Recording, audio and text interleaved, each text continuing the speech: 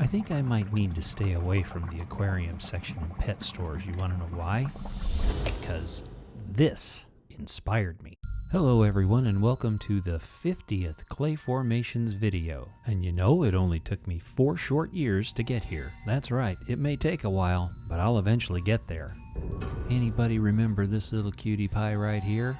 Well, we found out that she's got a sister, and she's not very nice. But before we can meet her, we need to create her lair. So what I'm going to do is I'm going to take some air-dried clay and I'm going to cover up all 4 holes inside the base. And the reason why I'm doing this is because her serpentine body is going to be swirling through all 4 doors. And since I won't be able to weave her body through all 4 of those doorways, I'm going to build her body in sections and put each section between each door. You'll see how I do that in a minute. And now I'll use my puny arms to stretch out this aluminum wire. Ooh, that's very impressive. Now I'll go ahead and cut it to size. Seriously, dude, come on, where are your muscles? Oh, brother. I am not impressed. Now I'll make a hole for the armature wire to go in. This will be her main body, this will be her head. And then the wire will go through that back door there and she'll come out in the front. We'll do a quick test there to see if it sizes up right. Okay guys, you're going to think this is kind of funny. What I'm trying to do here is square up the bottom of the base with the square on the thing here, and look what happens. And no, I did not plan this. Oh, would you look at that? A lightsaber. You know, I couldn't do that again in a million years if I even tried to set it up that way.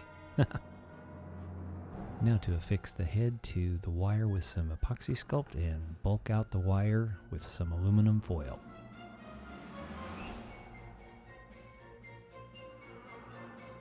Now I'll mark out the center of the head and plot the eye line.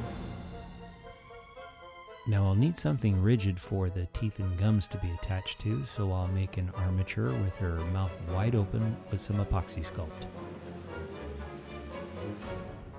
This is kind of tricky because I really don't know how big to make the mouth and how much room I'll need for the gums and teeth.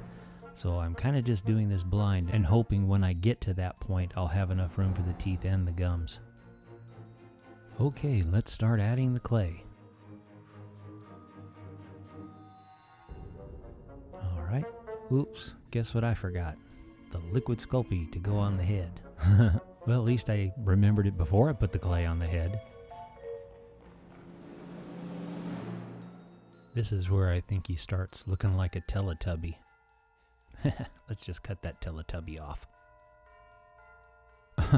Bulking out is so odd to me because they end up looking so wonky. They look nothing like they're supposed to, and sometimes they just look downright silly. It's like right now he reminds me of the Great Gazoo from the Flintstones. Anybody out there remember the Great Gazoo? I thought he was hilarious. If anybody can tell me who was the voice of the Great Gazoo on the Flintstones, I'll give you a heart in the comment section. So no cheating, no Googling. So who was the voice of the Great Gazoo? I'll give you a hint. He performed with Tim Conway on the Carol Burnett Show. Go ahead and let me know how old you are, guys. I mean, give it your best shot, guys. Now I'll remark the center lines and eye lines, and I'll use the cabochons to mark out the eye sockets. I just love how sharp the focus is on my hands. Gotta love that autofocus.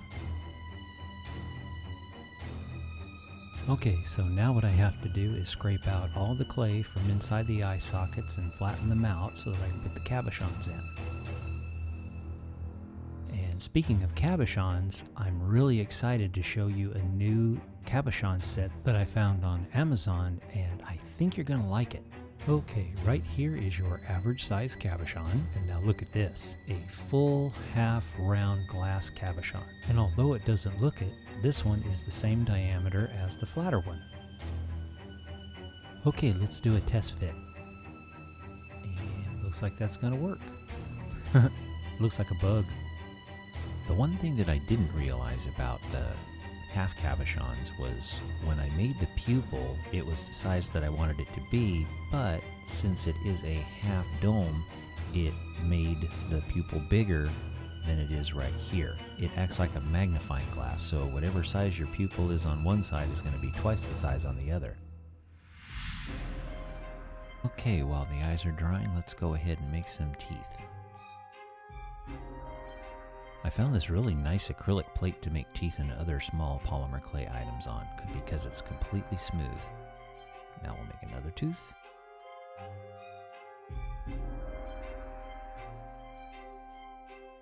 And another tooth.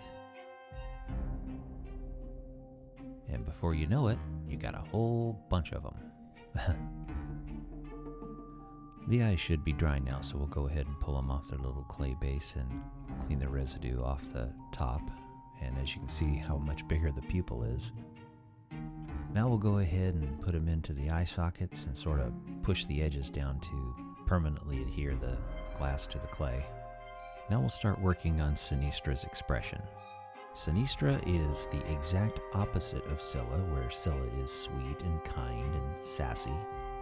Sinistra is bitter, angry, mad, quite spiteful, and if you come anywhere near her lair, she will literally rip you to shreds. She'll have the teeth and claws to do it with too. Now to refine her expression a little bit more by smoothing things out and adding a few more details.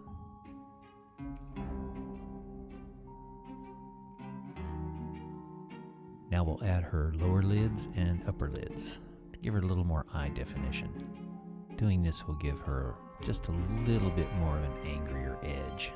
I wanted Sinistra to resemble Scylla as much as possible. That means I have to put her eyes on the sides of her head. That created a little bit of a challenge because the eyes being so far off to the side, it was difficult to make her look angry without her looking cross-eyed or silly. So I hope it works out. Now I'm going to show you how I take beige polymer clay and make it look like gum tissue. What you do is you take your red flocking, which is chopped up red fibers, then you cut off your clay, then you put it into the red flocking, then it sticks to it. Then what you have to do is you have to knead it inside, work it in until it's even, and then you have clay that resembles gum tissue.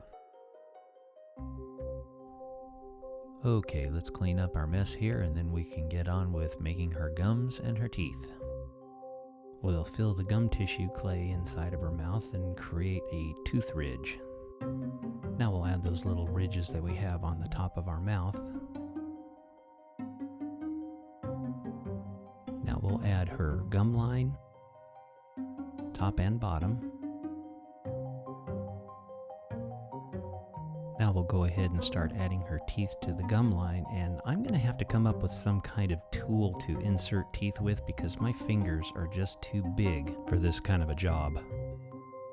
Another thing, it could have been the fact that I might have put in too much red flocking, and sometimes that will absorb the oils that are inside the clay and make it a little bit dry. So that could be a reason why they weren't, sticking very well. Now what I'll do is I'll add some more clay over the teeth to make the gums a little bit thicker and allow me to add a little more detail to it. Then of course, after I add a whole bunch, I'll have to scrape some away in order to smooth it out. Add, subtract, add, subtract. It's crazy. Now we'll go ahead and add all the details and refinements to the teeth and gums.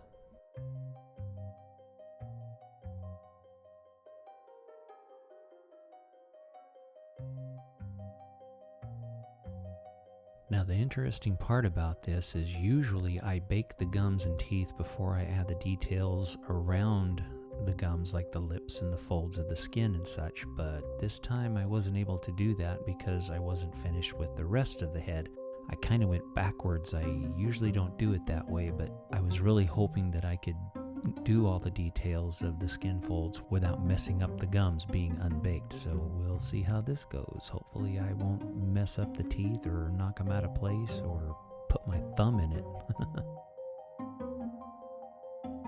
Now it's just a matter of adding all the skin folds, frown lines, and general texture around her head, but she needs something else on the top of her head. I'm really not sure. I don't want to do a fin like Scylla, so we're going to have to come up with something else. I've got it. How about we give her a crown of horns? That'll be cool. And check it out. Once again, I do everything in threes. I just barely attached them to the head, so I'll have to wrap some clay around them. And that'll also make them look they're kind of erupting from her head, like deer antlers. Now that we've blended all the clay in, it's time to add some texture and define the lines around the horns. After all, you can't be an evil siren and go around with your horns undefined. That would just be silly. Now we'll just run a brush through those beautiful horns to give them a nice shine, and then we'll add some clay to her sinister serpentine-like body. I don't concern myself too much with how this looks at this point in time. I'm basically just making sure that I don't have any air bubbles between the aluminum foil and the clay, because I'll just use my heavy rake tool to take down all the bumps, and then I'll brush away all the crumbs with my brush, go over it with the fine rake tool to get rid of all the heavy rake marks, and then roll over it with my texture roller. Sculpture takes such a long time, you really need to find ways to be efficient in certain areas. In other areas, like the back of her neck here, you have to take a little more time. And since she was tilting her head back with her big old mouth open, I had to make sure I got plenty of wrinkles behind her neck. Okay, now before I can go any further, I need to paint the whole base black. I'll be right back. And that should do it. Now we'll bend the armature for the tail. There we go. And we'll put the midsection between here and here. After I make sure that the midsection is in the correct position, I'll drill some holes and do a test fit. There's the tail. There's the front. Alright, now let's cover them up with aluminum foil.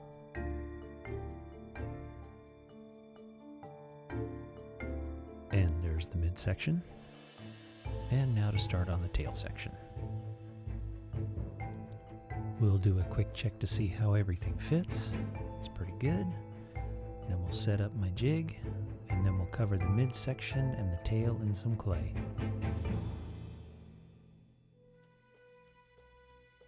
Now we'll go through the usual routine of covering it in clay, forming it out, making sure there's no air bubbles, scraping it down, doing the fine rake tool, adding some texture. Now she's going to need a stinger on the end of her tail, so we'll take some Fimo, the same stuff we used to make the teeth, and give her a big long stinger. That way she can skewer anybody who comes near her.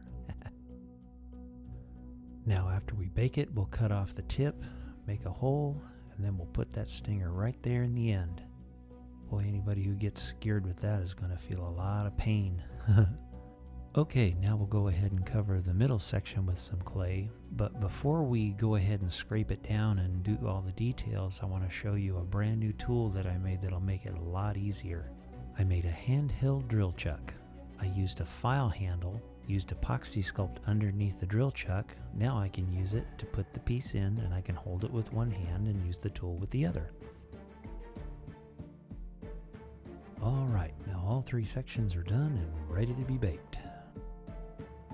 First, we'll put a coat of deep dark brown all over the rocks. I'll try to keep the brown off the skulls because I have something different in mind for them.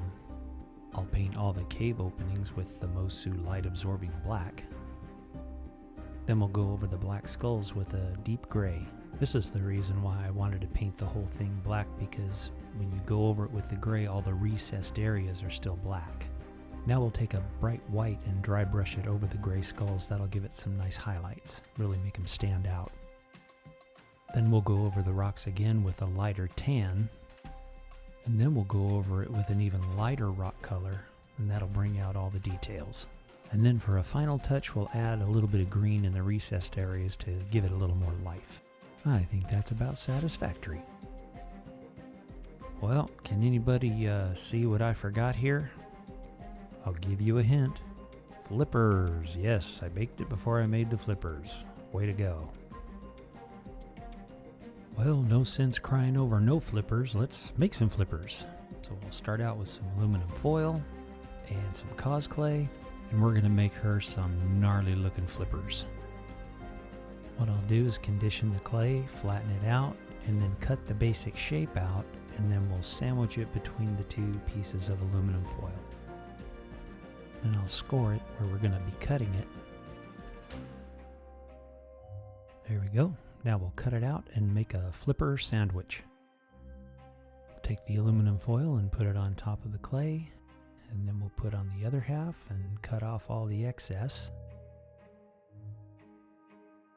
And then after we do that, we should have two nice looking fins. Okay, I didn't want to do the fins on a piece of glass. They needed to have a little bit of a curve, so I'm going to try something new here by putting both fins on the inside of a cutter, and then I'm going to put the details on one side. Now I'll take them off of the cutter, and you can see that this is the unfinished side and this is the finished side. Then I'll take a very thin sheet of cause clay and complete the other side. It wouldn't have been possible for me to do both sides of these flippers at the same time. Okay, so we've given Sinistra some horns, and we've given her a set of sharp teeth and a deadly stinger on her tail. So now we need to just complete the whole set by giving her a set of claws for her flippers.